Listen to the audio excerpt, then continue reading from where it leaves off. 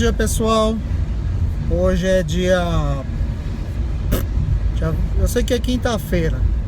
Que dia do mês eu já não sei. Eu acho que é dia 27, né? Essa história de quarentena por causa de coronavírus tá deixando a gente meio perdido no tempo. Mas vamos lá. Tô dando uma voltinha com a minha pequena aqui no carro. E eu gostaria de falar uma coisa que eu tenho sempre recebido como comentário das pessoas, principalmente nos meus vídeos de transfer, dos 500 quilômetros com o IEV40, né? Comentários de pessoas que, lógico, a maior parte não tem realmente contato com carro elétrico. Então, o que eu mais escuto é: o carro elétrico ainda não é viável para o Brasil, ainda não há infraestrutura para isso. Bem, a gente sabe que diferente da maior parte dos países na Europa, como Portugal, Reino Unido, Países Baixos, realmente a gente não tem a mesma infraestrutura como os Estados Unidos. Mas eu vou trazer para vocês qual era a minha situação até antes de comprar o carro, e vocês vão entender o porquê da minha escolha. Não é o meu primeiro jaque. O meu último foi um jaque J6 de 7 lugares, motor 2.0. Ele era 2014, então ele não era flex, era gasolina. Ele estava fazendo na cidade em torno de 6,5 km por gasolina, certo? Tinha um custo médio de R$220 por semana para rodar às vezes menos que 400 quilômetros também na cidade de São Paulo, tá? Eu fazia Uber de vez em quando com ele, sim, mas não com tanta frequência. Não, a gente não vai para a escola, Sofia. Voltando. Então eu fazia um Uber de vez em quando, mas não era sempre. E 90% do meu uso era urbano. Eu quase não pegava estrada com ele também. Lógico, pegava de vez em quando, mas não sempre. 90% do meu dia a dia era urbano. Era um trajeto de 25 quilômetros por dia e apenas. Ai, meu Deus, a bandeira, Sofia. Então, é a bandeira verde, a bandeira do Brasil. Então, beleza. Agora vamos voltar à questão seguinte, do carro que eu tenho hoje, o IEV40 da Jaque, que me dá uma autonomia de até 300 km com uma bateria. Não dá 300 na maior parte das vezes, geralmente dá 280. Para mim tá ótimo, porque é o suficiente para uma semana de trabalho meu. Ainda sobra um pouquinho se eu quiser carregar só no sábado e no domingo. Mas geralmente eu carrego da sexta para o sábado, ou realmente do sábado para o domingo. Dá, tranquilo, beleza. Então, eu não sinto essa falta de ter um carro a gasolina, um carro a combustão na cidade de São Paulo. Eu tenho 3 equipamentos de carregamento perto de casa públicos. Não tenho carregador em casa, eu moro em condomínio, então não é o mundo ideal, tá? Mas eu poderia ter, se eu morasse numa casa, eu poderia ter esse equipamento. Tô brigando no meu condomínio, né? Tentando colocar um equipamento desse, aí seria perfeito, né? Porque eu poderia carregar durante a noite, enquanto eu durmo, com meu carro em segurança. E mesmo assim, não é inviável para mim, porque o meu carro está parado e está carregando. Eu não estou utilizando ele. Então são 5, 6, 7 horas, dependendo da velocidade do carregamento, que eu não vou usar o carro de qualquer forma, certo? Se eu fosse abastecer ele com gasolina, tudo bem, 10, 15 minutos você carrega, mas eu teria que fazer um deslocamento. Com carro elétrico não. No seu momento de não uso, você poderia deixar carregando. Mas você não tem um carregador na sua casa. Ok, eu não tenho carregador na minha casa, só que eu também não tenho um posto de gasolina na minha casa. Se eu tivesse é muito mais fácil eu conseguir colocar uma tomada para carregar meu carro, um wallbox, um equipamento de uma carga mais rápida no meu condomínio, do que colocar um posto de gasolina, certo? Então, Pensando até mesmo em curto prazo, o carro elétrico ele sim é viável para o Brasil, porque a maior parte das pessoas tem energia elétrica no Brasil, certo? Aí você, mas numa viagem longa você não consegue utilizar o seu carro. Consigo se eu me programar. Você, mas posto de gasolina você tem em tudo que é lugar. Beleza, só que tem um ponto. Você já ouviu falar em energia elétrica batizada? Eu nunca ouvi. Então, quando você viaja com seu carro, dependendo de onde você abastece, você não sai nem mais do posto de gasolina com ele, porque o seu carro vai ficar falhando de tanto etanol que vai ter na gasolina, entendeu? Ou no caso, qualquer outra coisa que eles misturem lá para dar volume. Então, não adianta você falar que você vai poder sair com o seu carro a gasolina e abastecer em qualquer lugar, porque a gente sabe que não é bem assim. Uma única vez que eu abasteci meu carro em um posto diferente do comum, e ele ficou falhando até chegar a peça nova, porque ele danificou o carro. E aí? O que adianta ter um monte de postos de gasolina se a maior parte deles não é confiável? Ok. Aí ainda tem outro ponto. Mas se você for carregar na sua casa, você vai ter o custo. Duas coisas. Primeiro lugar, a gente está num país que tem uma das matrizes energéticas mais renováveis do mundo, que é a hidrelétrica. Entendeu? 85% da energia brasileira é de hidrelétrica. Mas é caro. É caro por causa de impostos. A energia elétrica não é cara, tá?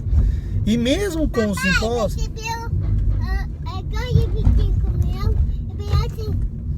Nossa, Sofia, que caminhãozão, né? Eles estão fazendo a poda aqui na Avenida Pompeia. Então, voltando. Mesmo com a energia... o sol tá no seu olho? Papai já vai virar e vai sair o sol do seu olho, tá bom? Então, voltando aqui. Mesmo com todos os impostos que a gente tem sobre energia elétrica e também a questão da bandeira quando se ligam as termoelétricas, o custo da energia elétrica em comparação com o combustível, ele vai ser 1/6 do preço. Então, sabendo disso, ainda vai sair mais caro. Sabendo disso, ainda vai sair mais barato você utilizar energia elétrica, sabendo de todos esses custos que a gente tem a mais que talvez não deveriam ter, que é o ICMS sobre a distribuição, a bandeira e tudo mais. Aí ainda tem um outro fator. Vocês já pensaram que você consegue produzir energia elétrica na sua casa, tanto eólica quanto a energia solar, fotovoltaica? E eu te pergunto, se você achasse um poço de petróleo na tua casa, no teu terreno, esse petróleo seria seu? Em primeiro lugar, não.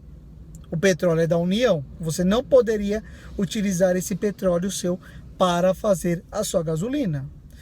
Beleza, o petróleo é meu. Ok, por algum motivo você conseguiu na justiça que o petróleo fosse seu. Você consegue refinar na sua casa a gasolina? Então é muito mais prático ser autossustentável com um carro elétrico do que com um carro a combustão, entendeu? Mas os carros são muito caros. Sim, são caros, são o dobro do valor de um carro convencional se você equiparar os dois modelos, tipo o T40 e o EV40, dá uma diferença muito grande. Agora pega esse carro e levante o custo. Esse é o shopping, Sofia, ele tá fechado. Então, voltando, pegue esses dois carros e compare o custo de manutenção de ambos, entendeu? Porque o carro elétrico, você vai ter uma revisão de no máximo R$200. Você não tem filtro de óleo, não tem correia dentada, não tem cabo de vela, não tem embreagem, o desgaste de amortecedor, pneu e pastilha de freio é muito inferior a um carro a combustão, um carro convencional. Então, se você for considerar todas essas variáveis de manutenção, e ainda o risco de você não, e a questão de você não ter o risco do combustível adulterado, para danificar ainda mais seu carro, ele acaba se equiparando a médio prazo. Ah, é difícil adquiri-lo. Sim, é difícil, mas se você se programar, você consegue. E aí, com o tempo, ele acaba se tornando mais vantajoso do que ter o carro convencional. E aí tem a questão do preço do carro. Por que que o preço do carro é caro? Por dois motivos. Um, porque você tem um lobby das empresas que tem aqui no Brasil já que não produzem carros elétricos, então para eles não é interessante a introdução do carro elétrico. E o segundo é que todo produto que você tem uma baixa escala de produtividade, o custo da produção dele é muito menor. O custo da produção dele é muito maior. Então vai sair mais caro vender esse carro realmente. Mas você ainda acha que é necessário ter um carro a combustão e que um carro elétrico seria interessante, só que não é viável por enquanto, você tem os carros híbridos. Você tem carros híbridos plug-ins, como o Outlander, como o Golf GTE e tantos outros. E aí você tem as opções mais acessíveis, que são os carros híbridos não plug-ins, que aí você não vai depender de um ponto para carregá-lo. Você vai depender do motor a combustão para carregar essa bateria. E aí você vai ter, por exemplo, uma RAV4 híbrida ou um Corolla híbrido por uma autonomia de 20 km por litro de gasolina, 18 km por litro de gasolina. Detalhe, o Corolla ainda é flex. Você tem a vantagem de colocar o etanol também. Então eu vou deixar um comparativo aí para vocês, o preço de um Corolla top de linha, que não é híbrido, e o híbrido para vocês verem a diferença de preço, que aí ele se torna viável. Tem o RAV4, como eu já falei também, que ele é um tremendo de um carro, que ele tem uma autonomia boa, por causa do motor híbrido, e ainda tem as linhas do carro, do Lexus, que é a linha de luxo da Toyota, né? Aí você vê que é possível sim ter pelo menos um carro híbrido no Brasil e você começar a migrar para um mundo mais verde, um mundo mais ecológico, um mundo mais desenvolvido e um mundo mais sustentável, autossustentável, tá? Então fica aí meu vídeo A ponte! Yeah! Então fica aí meu vídeo meio que desabafo, né? A ponte não vai cair. Então fica aí esse vídeo meu, que é meio que um desabafo. Não é um desabafo, mas é um retorno dos comentários das pessoas que acham que o carro elétrico ainda não é viável no Brasil. Sim, ele é viável se você souber se adaptar a ele. Vai ser a melhor aquisição de carro que você teve na sua vida. Ponto final. Lógico que essa é a minha opinião, a opinião de alguém que comprou seu primeiro carro elétrico em outubro e agora completou nessa semana, deixa eu ver, janeiro, fevereiro, março, 3 meses, novembro, dezembro, janeiro, fevereiro e março, 5 meses de carro elétrico, primeiro carro elétrico, um chinesinho no Brasil, tá? E é isso aí, gente. Pode deixar seus comentários aí, por favor. Se vocês não concordam, eu quero que vocês comentem também, pra gente ter uma discussão saudável. Valeu, gente. Até mais.